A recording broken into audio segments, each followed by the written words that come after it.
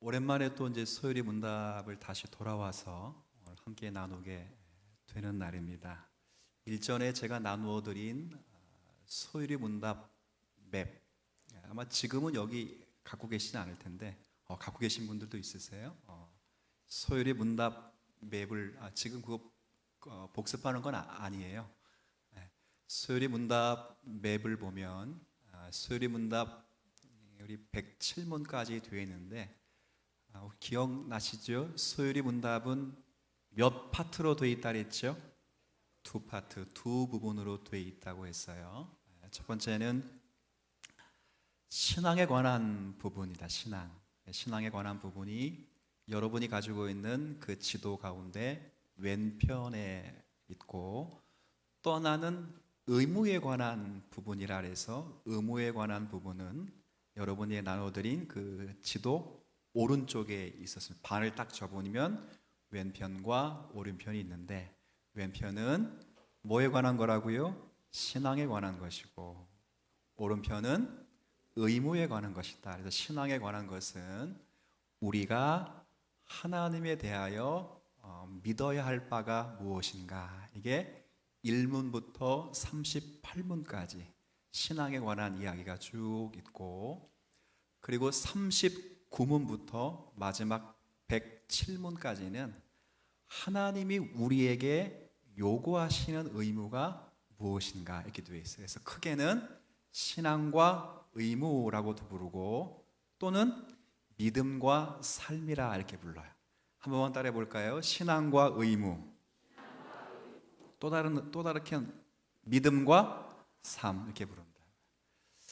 그래서 어느 성경을 읽든 간에 이 두 부분을 공통적으로 우리가 함께 나누고 생각하고 적용하는 것이 성도들이 마땅히 해야 될 부분이기도 합니다. 지금 우리가 어느 부분을 하고 있냐면 이 두 편 가운데 오늘 22문이니까 여러분 볼 때 그 지도에서 왼편인 것 같아요? 오른편인 것 같아요? 22문이니까 왼편, 그렇지. 여러분 볼 때 이게 왼편이니까 왼편. 왼편은 뭐에 관한 이야기를 했어요?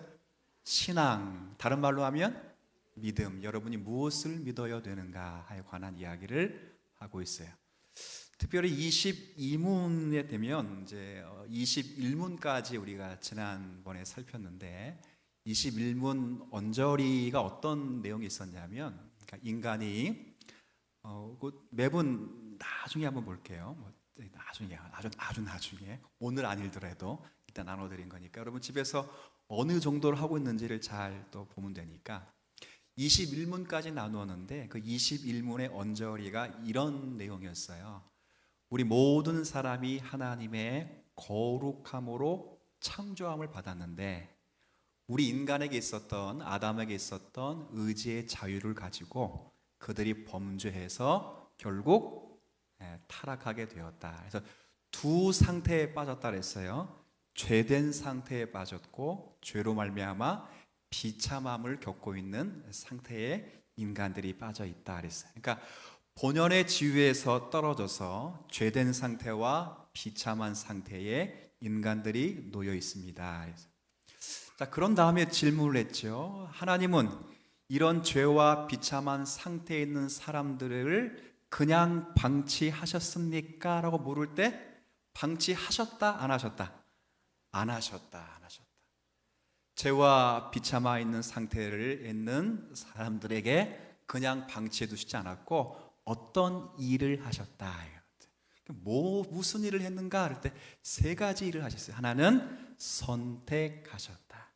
죄와 비참함 중에 있는 사람들 중에 하나님의 기쁘신 뜻으로 영생에 이르도록 선택하셨고, 두 번째는 선택한 사람들을 아까 어떤 상태에 있다 그랬어요? 인간이 죄를 짓고 나서 죄된 상태와 비참함. 그러니까 선택하시고 난 다음에 그들을 죄와 비참에서 건져내셨다. 그냥 건져내신 것이 아니고 구원자를 통해서 그들을 죄와 비참에서 건져내셨다. 두 번째예요. 세 번째, 건져내신 것만 끝낸 것이 아니라 그들에게 은혜로운 약속을 맺으셨다. 어떤 은혜로운 약속인가? 그럴 때 구원에 이르도록 은혜 언약을 맺었다 이렇게 되어 있어요. 그러니까 죄와 비참한 결과에 처해 있는 인생들을 하나님이 방관하신 것이 아니라 첫 번째 그 사람들 중에 어느 사람들을 영생하도록 뭐 하셨다고요? 선택하셨고 그 선택한 자들을 구원자들 통해서 죄와 비참에서 건져내셨고 건져만 내면 끝난 게 아니에요. 건져내신 후에 그들이 구원에 이를 수 있도록 그들에게 영원한 뭘 맺었다고요? 언약, 약속을 맺으셨다. 이게 하나님이 하신 일이에요. 그래서 그 일 중에 우리를 죄와 비참 가운데 구원하시기 위해서 우리에게 구원자를 보내주시는데 그 구원자가 바로 누구시라고요? 예수 그리스도이십니다. 그 예수 그리스도는 영원한 하나님의 아들이셨는데 우리의 죄를 위하여 이 땅에 사람의 몸으로 오셨어. 이제 하나님의 한 인격 안에 영원한 하나님이시며 영원한 사람이십니다. 지금도 그러하십니다. 이거 이제 지난 시간까지 이제 제가 정리를 한 거예요. 그 언저리 부분만. 그래서 오늘은 22문에 그 하나님의 아들 성부 하나님께서 어떻게 우리에게 구원자가 되시기 위하여 어떻게 인간이 되셨는가 과정을 살피는 내용이기 때문에 22문을 문을 한번 제가 읽어 드릴게요. 자, 그리스도께서 하나님의 아들로서 어떻게 사람이 되셨습니까? 이게 무슨 말이냐면 그러니까 아까 죄와 비참함에서 그냥 건진 게 아니라 누굴 통해서 건진다 그랬어요? 구원자를 통해서 건지신다고 했는데 그 구원자가 바로 예수 그리스도이신데 그리스도께서 어떻게 하나님의 아들이신데 사람이 되었는가? 이걸 오늘은 중보자의 자격을 갖게 되는 그러니까 과정을 배우는 날이에요. 답을 한번 읽어보시겠습니다. 시작. 하나님의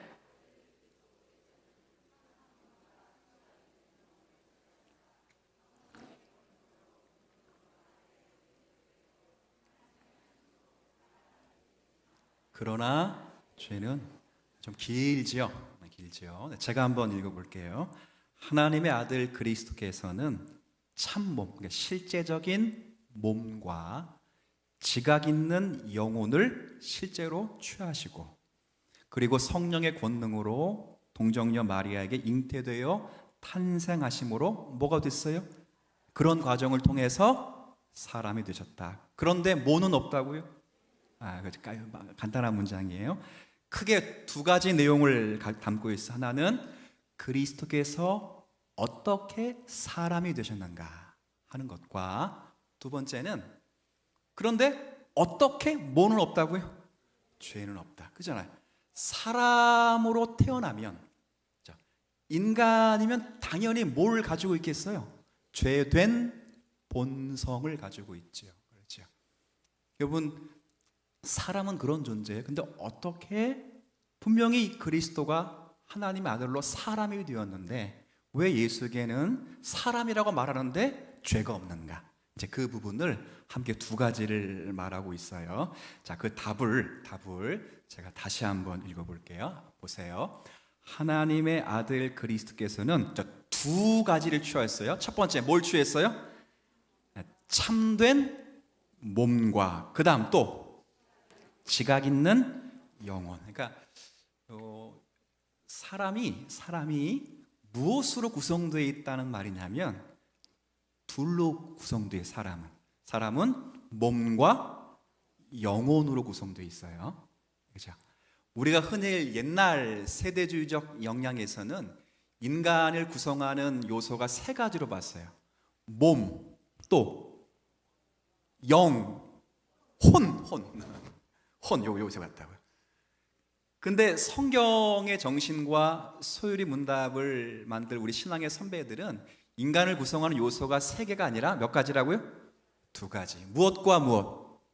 몸과 영혼. 혹 반대로 바꿔 말하면 육체와 영혼의 육체고요.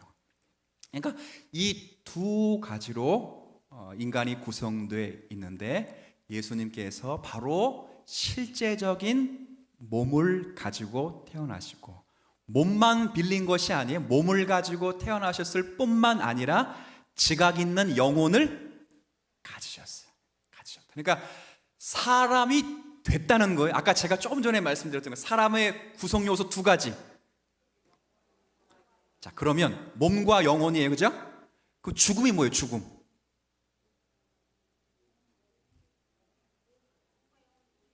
그래서 죽음은 간단해요. 몸과 영혼이 분리되는 거예요. 합쳐져 있으면, 분리되어 있으면, 자, 몸은 멸해지지만 영혼은 멸해지지 않아요. 한번 창조되면 영혼은 멸해지지 않아요. 영혼은, 몸은 썩어져도 영혼은 천국 가 있든지 아니면 지옥 가 있든지 둘 중에 하나예요. 영혼은 멸해지지 않아요. 그러니까 참된 몸과 지각이 있는 영혼을 취했다는 것은 예수님의 실제 뭐가 되었다는 거예요? 사람이 되셨다는 거예요. 그러니까 참된 몸과 지각이 있는 영혼을 취했다는 말은 다른 이단의 사설처럼 예수님이 사람의 몸을 빌렸다, 이런 말이 아니에요. 사람의 구성 요소를 조금 가지고 있다, 그런 말도 아니에요. 예수님이 뭐가 되셨다고요? 사람이 되셨어요. 사람. 바로 그 이야기를 하는 거예요. 그래서 여러분이 신약 성경 이렇게 쭉 복음서 읽어보면 예수님이 슬퍼하기도 하셔요. 그렇죠? 어릴 때 성경에 묘사된 얘기 보면 예수님의 지혜가 어떻게 되죠? 지혜가. 자, 여러분 그거 어릴 때 이거 여러분 보실 때 이거 시험 안 들었어요? 아니, 예수님이 하나님이신데 지혜가 어떻게 된다고요? 아, 그럼 뭐야? 하나님도 공부를 해야 되는가? 뭐 이런 생각. 근데 지금 그 지혜라고 하는 건 지금 그분이 뭐가 됐다는 걸 염두에 두고 쓴 표현이에요. 완전한 사람인 사람. 그렇죠? 사람이 되었기 때문에 점점점 그 지혜도 넓어지고 커진 거예요. 그리고 몸이 있었기 때문에, 실제적인 몸이 있었기 때문에 예수님도 식사를 안 하시면 배가 고프시고, 물을 안 드시면, 그렇죠, 예수님은 하나님이시기 때문에 실제로 그런 분이 계셔요. 제가 예전에 고등학교 때는 그 금식 기도를 좀 많이 했어요. 그래서 가끔 방학 때 기도원에 가면 그 원장님이 모셔오신 강사님이 설교를 하시면 그렇게 설교했어요. 여러분, 목사가, 잠시만요, 물 마시면 이렇게 물 마시면 그건 목사가 아닙니다. 깜짝 놀랐어요. 아니, 목사가, 그때는 저는 목사가 될 생각도 안 했으니까 물 마시면 그게 왜 그런가 그랬더니, 예수님 믿으면 생수의 강이 배에서부터 넘쳐나기 때문에 절대 목마르지 않습니다. 그리고 설교 끝나고 엄청 물 드시더라고요, 그분은. 근데 왜 그런 생각을 하셨는가 그럴 때 예수님이 그러셨다는 거예요. 예수님이 성령에 충만해서 예수님은 배고프지도 않고 목마르지도 않고. 아이고, 그런데 제자들이 예수님이 시장 가실 때 뭐 구하러 다녔어요? 그죠? 먹을 거, 도시락 구하러 다니신 거 아니시겠어요? 그죠? 십자가에 달려셨을 때 내가 목마르다 그랬다. 그러니까 예수님이 목마르다, 배고프다, 예수님이 피곤하다 그러면 실제 뭘 가지고 있다는 거예요? 뭘? 육체를. 몸을 빌린 거라면 목마를 필요가 없죠. 그렇죠? 몸을, 요새를 조금 가진 거라면 예수님이 그런 말씀을 하시지 않죠. 그리고 몸을 실제적으로 몸으로 오셨을 뿐만 아니라 지각 있는 영혼을 취하셔서 그 지혜가 자라가기도 하시고, 그 지혜로 말미암아 슬픔을 느끼시고, 그리고 기쁨을 느끼시고. 예수님은 웃을 때 웃었어요. 우실 때는 그 나사로의 죽음을 보고 얼마나 울었습니까? 그렇죠. 의문을 갖기도 하시고, 전부 영혼, 지각 있는 영혼을 갖고 계셨기 때문에 이 두 표현, 자, 다시 하나님의 아들 그리스도께서는 참몸과 지각이 있는 영혼을 취했다, 이 말은 실제적으로 예수님이 뭐가 되셨다고요? 사람이 되셨다. 사람. 자, 이해되셨어요? 자, 사람이 되셨어요. 자, 그래서 사람이 되셨기 때문에, 자, 그 다음, 사람이 되시긴 되셨는데 뭐는 없어요? 야, 이게 두 번째. 사람은 되셨어요. 근데 뭐가 없냐면 참 신기해요. 한번 생각해 보세요. 우리는 이걸 믿음으로 고백하고 다 설명을 안 해도 믿고 설명을 덧붙여도 여러분들이 변함없이 믿는 내용이겠지만 한번 곱씹어서 생각해 보면 사람이라는 존재는 죄가 있어요, 없어요? 있죠. 태어나서부터 순결하지 않아요. 태어나서부터 인간은 죄된 본성을 가지고 있어요.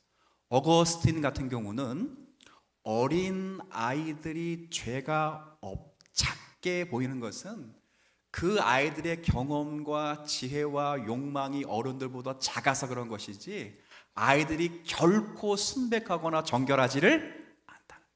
제가 그런 얘기 많이 들었잖아요. 그런 얘기. 우리 막내 아들에게 나중에 한번 시험해 보세요. 제가 알려줘서 이제는 알아요.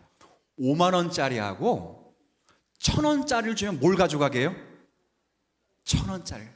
근데 내가 너무 속상해가지고 알려줬어. 색깔은 노란색이 진리고. 이거죠. 지금은 깔아놓으면 아마 알 거야. 근데 옛날에는 딱 보면 뭘 가져가냐면 1,000원짜리. 조금 더 어렸을 때는 1,000원짜리 깔아놓고 100원짜리, 10원짜리 깔아놓으면 뭐 가져가겠어요? 동전. 왜 다 동전 가져가요? 더 무겁다고. 왜 그래요? 걔 지식으로는 지금 그게 전체예요. 근데 조금만 더 크면 저에게 5만 원짜리가 있고 1,000원짜리 있으면 뭘 가져갈까요? 저를 그렇게 영안이 열리셔서 영안이. 전 다 가져가요. 왜 5만 원짜리만 가져갑니까? 다 가져가지. 저만 그래요? 그러니까 인간으로 태어난다고 했다면 인간의 본성상 신앙인일지라 하더라도 약간의 그리고 근원적으로 죄된 모습이 투영되어 있고 반영되어 있어요. 근데 아까 방금 전에 예수님은 참된 몸과 지각 있는 영혼을 취해서 실제 뭐가 됐다고요? 사람이 되셨으면 그에게 뭐가 있어야 정상이에요? 정상인 경우에 뭐가 있어야 돼요? 죄가 있어야 돼요. 죄가. 근데 성경 어디에도 그리고 교리문답 어디에도 예수님은 뭐는 없다고요? 왜 그러실까? 오늘은 그 과정의 과정. 목적과 결론이 아니라 과정의 과정. 자, 뭐 때문에 그런 것 같아요? 저기서 쭉 찾아보세요. 답 가운데.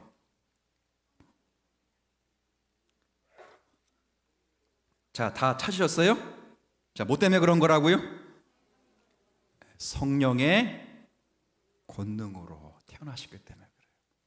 보통은 부정모혈로 태어나잖아요. 그죠? 아버지와 어머니의 관계 속에서 자녀가 태어난 것이 맞는데 예수님은 부정모혈로 태어나신 분이 아니라 중요하게 뭘로 태어났다고요? 성령으로 잉태되었어요. 아래서 깨어나신 분도 아니에요. 그렇죠? 하늘에서 뚝 떨어지신 분은 아니시고 정확하게 표현됐듯이 성령의 권능으로 잉태하셨어요. 그래서 성령의 권능으로 잉태하셨기 때문에 우리가 고백하는 사도신경 고백의 내용에도 동정녀 말이 동정녀가 뭐예요? 동정녀가 그렇죠. 우리나라 말로 바꿔 말하면 더 쉽게 말하면 그렇죠. 처녀의 처녀. 남성을 모르는 처녀에게 성령의 권능으로 잉태가 되었다. 그래서 뭐는 없다고요? 죄는. 왜? 인간의 보통적인 생육법으로 태어난 것이 아니기 때문에.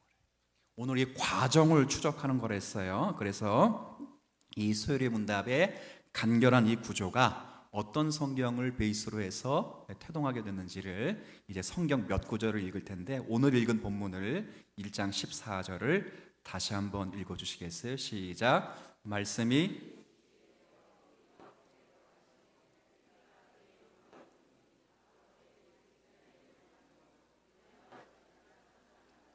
오늘 이 1장 14절 말씀은 두 부분으로 나눠요. 두 부분으로. 어떻게 나누냐면 말씀이 육신이 되어 우리 가운데 거하심. 이 한 문장이에요. 자, 첫 번째 문장은 말씀이 육신이 되어서 세상에 있다. 세상에. 자, 아시겠어요? 다시 말씀이란 것이 뭐가 됐다고요? 육신을 이루어서 어디에 있어요? 세상에 있어요. 두 번째 문장은 그 세상에 있는 말씀을 잘 보니까 누구의 영광이라고요? 아버지의 하나밖에 없는 외아들의 영광이다. 그 영광의 실체는 은혜와 진리가 자, 요 문장 한번 살펴보세요. 두 문장이에요. 말씀이 우리처럼 되어서 어디에 있다고요? 세상에 있는데 그 세상에 있는 말씀을 잘 보니까 누구의 형상이라고요? 아버지의 하나밖에 없는 아들의 형상이라. 아들의 형상. 그러면 이 말씀이 누구라는 말이에요? 말씀이. 그렇죠. 1장 1절 보세요. 1장 1절에 자, 1장 1절. 제가 1장 1절을 읽을게요. 요한복음 1장 1절 제가 읽겠습니다. 태초에 말씀이 계시니라. 이 말씀이 하나님과 어떻게 있었어요? 함께 계셨고, 그러니 이 말씀은 곧 함께 계신다라고 하는 것은 칼빈이 표현할 때 관계적인 표현이다 이렇게 되어 있어요. 그런데 함께 계신 하나님의 말씀이 곧 뭐라고요? 하나님이시다 할 때 이 하나님이라는 표현은 본질적인 것이다 이렇게. 그러니까 한 절 안에 관계적인 표현이 있고 본질적인 표현이 있어요. 자, 보세요. 말씀이 계셨는데 이 말씀이 누구와 함께 있었어요? 하나님과 함께 있었는데 말씀이 곧 뭐라고요 또? 자, 그러면 아까 1장 우리가 처음에 읽었던 14절에 있는 말씀처럼 말씀이 육신이 되어 세상에 있는 그 말씀, 아버지의 독생자의 영광으로 있는 말씀은 하나님과 함께 계신 누구인 거예요? 결국 1절과 연결하면 그렇죠. 성자 하나님이십니다.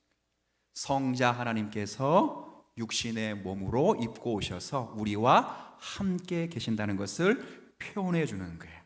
자, 그렇다면 예수님께서 어떻게 탄생하게 되었는지는 누가복음 한번 1장을 좀 볼게요. 자, 오늘은 그 과정을 좀 읽는 날이기 때문에 성경을 읽어보면 좋겠어요. 누가복음 1장 27절에서부터 35절까지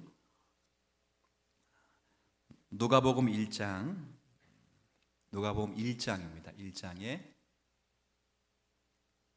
26절부터 읽을게요. 26절부터 35절까지 교독하도록 하겠습니다. 누가복음 1장 26절부터 35절까지 교독하겠습니다. 여섯째 달에 천사 가브리엘이 하나님의 보내심을 받아 갈릴리 나사렛이란 동네에 가서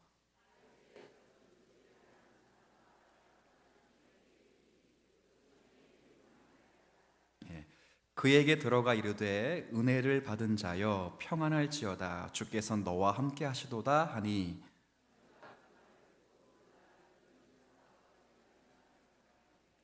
천사가 이르되 마리아여 무서워하지 말라 네가 하나님의 은혜를 입었느니라.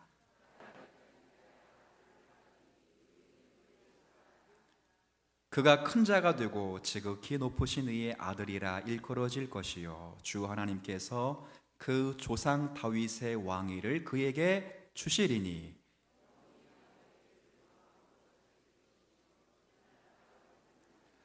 마리아가 천사에게 말하되 나는 남자를 알지 못하니 어찌 이 일이 있으리이까.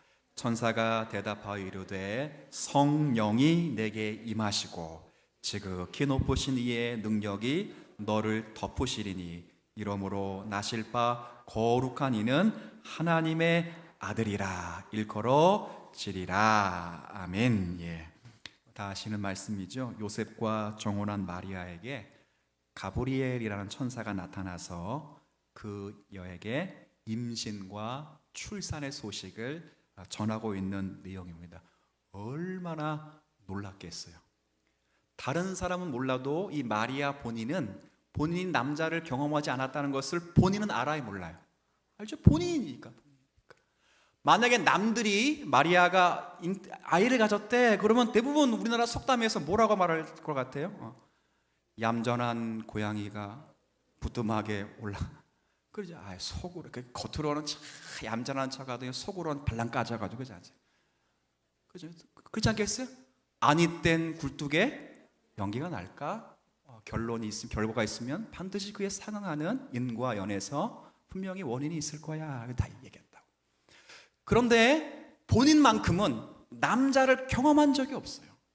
그런데 갑자기 천사가 나타나서 너가 아이를 가졌다라고 말하니까 얼마나 놀랐겠어요. 사실은 이 마리아는 놀란 것보다 두려웠어요. 두려웠다. 정말 이런 일은 인생사 가운데 없는 일이거든요. 두려울 때 천사가 뭐라고 말하는지, 자 35절 마지막에 다시 읽었던 거거든요. 제가 읽어드릴게요. 천사가 대답하여 이르되 성령이 너에게 임하시고. 성령이 임했다. 그러니까 아이들이 맞는데 남성의 그것이 임한 것이 아니라 뭐가 임한 거라고요? 성령이 임해서 된 것이다. 그리고 지극히 높으신 이의 뭐라고요? 그건 누구의 능력이겠어요? 지극히 높으신 분이니까 하나님의 능력이 너를 덮으셨기 때문에 나실 바 거룩한 이는 하나님의 아들이라. 이렇게 표현되는 거예요. 웨스트민스터 8장 3항에 있는 참조의 내용을 보면 성령의 역사로 순결한 처녀의 몸에서 탄생하였다. 그래서 웨스트민스터 8장 2항을 제가 인용해 드리면 사람의 본성에 속한 모든 본질적인 성질들과 그리고 일반적인 연약함들을 그대로 취하셨습니다. 이렇게 웨스트민스터 신앙고백에서는 고백하고 있어요. 하나님이신 예수님께서 사람이 되셨습니다. 그런데 왜 사람이 되셨는가? 중요한 이유가 중요해요. 근데 아까는 좀 전까지는 과정을 추적했어요. 과정. 근데 왜 사람이 되셔야만 되는가? 이 결론을 우리가 잠시 읽어보면 이제 히브리서 말씀을 좀 가지고 여러분에게 좀 읽어드릴게요. 히브리서 2장을 좀 보세요. 자, 히브리서 2장에 있어요. 히브리서 2장 14절부터 17절을 제가 한 절씩 읽어드릴게요. 히브리서 2장 14절부터 제가 한 절씩 여러분에게 좀 읽어드릴게요. 자, 한번 제가 읽겠습니다. 보면 자녀들은 혈과 육에 속하였으므로, 그렇죠. 하나님께서 선택하실 자기 백성들은 혈과 육에 속해 있기 때문에 그도, 이때 그는 그럼 누구겠어요?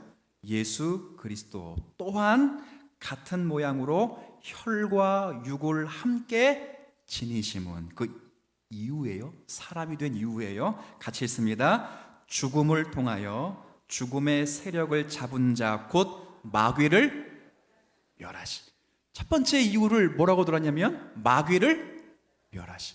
그러니까 마귀의 존재 자체가 지금 없거나 그러지 않아요. 지금도 사탄 마귀가 있어요, 없어요? 있지요. 그래서 마귀를 없앴다는 것은 예수님의 죽으심으로 부활 승천하심으로 마귀의 권세를, 그렇죠, 약화시켰다는 거예요. 그래서 마귀가 아무리 힘을 가지고 하나님의 선택받은 백성들을 유혹하고 넘기고 죽이려고 할지라도 결코 그 계획과 그 수고가 성공할 수 없다. 왜? 누가 마귀의 권세를 멸했으니까? 그렇죠. 예수 그리스도께서 멸하셨기 때문에. 두 번째는 15절 이렇게 표현되어 있어요. 또 죽기를 무서워함으로 한평생 매여서 종노릇하는 모든 자들을 모아주시기 위해서 놓아주시. 그리고 죄로 인하여서 죽을 수밖에 없는 저희들을 예수님이 사람이 되어서 죽으심으로 마귀의 권세를 멸하실 뿐 아니라 죽음으로 가는 여러분들을 자유함을 주시고 구원을 주시는 거예요. 16절에 이는 확실히 천사를 붙들어 주려 하심이 아니요, 같이 읽습니다. 오직 아브라함의 자손을 뭐하기 위해서? 붙들어 주시기 위해서. 마지막 목적은 17절에 이렇게 되어 있어요. 결론적으로 함께 읽습니다. 그러므로 그가 범사에 형제들과 같이 되심이 마땅하도다. 이는 하나님의 일에 자비하고 신실한 대제사장이 되어 백성의 죄를 자, 그럼 결론적으로 뭐로 17절을 근거로 해서 예수님이 사람이 되신 과정은 다 봤어요. 그 목적은 무엇 때문에 그렇다고요? 죄를 속량하시고 여러분의 죄를 용서하시고 구원하시기 위해서. 여러분이 범죄했으니, 사람이 범죄했으니 사람이 그 형벌을 받아야 돼요. 사람이 형벌을 받으려면 아까 사람이 몇 가지 요소로 되어 있다 그랬죠? 뭐와 뭐예요? 몸과. 그러니까 사람이 형벌을 받으려면 사람의 몸과 영혼이 그 형벌을 다 받아야 돼요. 그래서 예수님이 사람의 몸과 영혼의 형벌을 다 받기 위해서 몸과 영혼을 실제적으로 취하셨어요. 이해되셨어요? 그래서 나를 대신해 십자가에 달려 돌아가시고 우리를 그 십자가의 구속의 은혜에서 구원하셨어요. 그러나 그렇게 죽으셨는데 그럴지라도 그분은 뭐가 없다고요? 자, 이 표현은 이 본문을 4장에서 끝을 내고 있는데 4장 가보자. 4장 14절 15절 이게 2장에서부터 끌어오는 결론이에요. 일단 히브리서 4장 14절 15절 같이 읽습니다. 시작. 그러므로 우리에게 큰 제사장이 계시니 성천하신 이 곧 하나님의 아들 예수시라. 우리가 믿는 도리를 굳게 붙잡을지어다.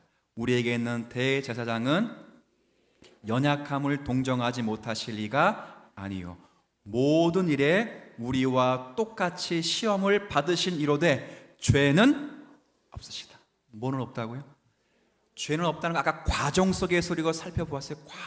과정과 목적을 살피는 중에 과정 속에서 어떻게 예수님이 죄가 없는지는 드러나는 표현이에요. 이제 우리가 예수님에 대해서 고백할 때 잠깐만 조금만 더 집중하세요. 거의 끝났어요. 예수님께 대하여 생각할 때 하나님이신 인격 안에 두 가지 성이 있다 이렇게 봐요. 남성, 여성 이게 아니고 하나님 되시는 신성과 사람 되는 인성. 그래서 인격, 그냥 사람의 인격이 아니라 하나님이신 인격이에요. 하나님이신 인격. 하나님이신 인격 안에 예수님은 하나님이시니까 하나님이신 인격 안에 하나님 되심과 뭐가 되어 있다고요? 자, 그러면 퀴즈 다 아시는 거지만 점검 차원에서 예수님이 십자가에 달려 돌아가셨어요. 부활하셨어요. 자, 그러면 지금 뭐가 남았을까요, 이제? 네? 사람됨이 남았을까요? 하나님됨이 남았을까요? 이거 말하면 이제 이거 다 여기로 쏠릴 것 같아요. 아니면 둘 다 남았을까요? 다시.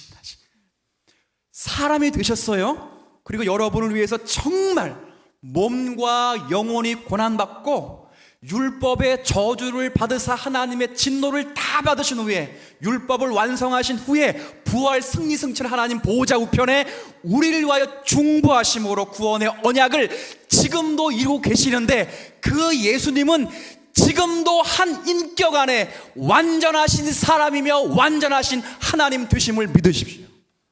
지금도 완전하신 뭐라고요? 사람의 사람. 이게 얼마나 중요한 교리인 줄 아세요? 왜? 여러분처럼 뭐가 됐던 분이라고요?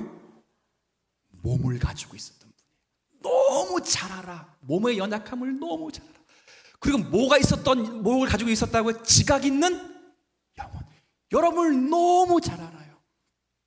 제가 옛날에 성경 한참 읽을 때 어릴 때 목사님들이 자꾸 설교할 때 똑바로 살아라, 똑바로 못 살면 뭐 지옥 간다 막 그러니까 되게 두려웠어요. 성경을 쭉 읽다 보니까 글쎄 얼마나 제가 마음의 평화와 기쁨을 누리는 게 복음을 만났냐면 베드로가 예수님을 욕하고 부인하는 걸 볼 때 너무 기뻤어요. 왜 그랬을까요? 야, 누구도 넘어지더라. 그게 너무 기뻤어. 또 왕들 가운데 그렇게 유대 나라 왕, 이스라엘 나라 왕 가운데 가장 최고의 왕을 꼽으라고 하면 누구지요? 단연 성군. 조선 그러면 세종 대왕을 뽑잖아요. 근데 이 택도 없어. 구약의 이스라엘 왕 가운데 최고의 성군을 꼽으라 그러면 당연히, 야, 근데 다윗은 제가 100명이 있어도 못 지을 죄를 지었어요. 거짓, 간음, 모사, 살인, 청부, 은폐. 근데 이게 위로가 되더라고요.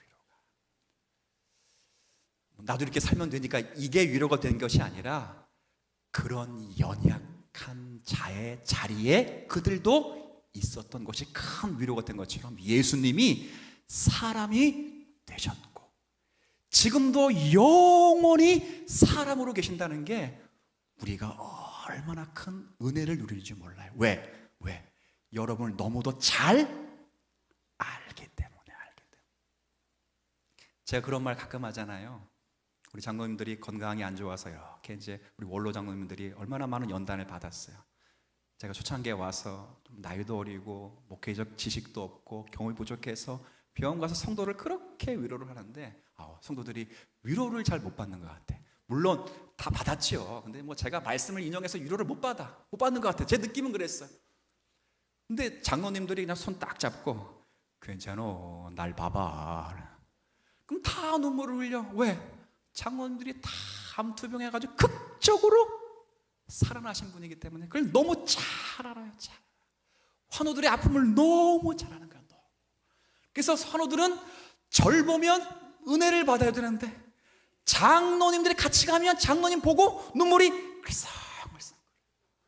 예수님이 지금도 하나님이시지만 사람으로 계신 것은 여러분들이 얼마나 위로의 거리가 되고 지금도 택자의 머리로서 저 여러분이 어느 영혼 한 사람도 실족되지 않고 마지막 때에 여러분의 영혼을 결실시킬 지금의 언약의 중보자로 계신다는 사실이 우리 모두에게 기쁨과 생명과 위로가 되실 수 있는 오늘의 교리문답 되시기를 주의 이름으로 부탁을 드리겠습니다.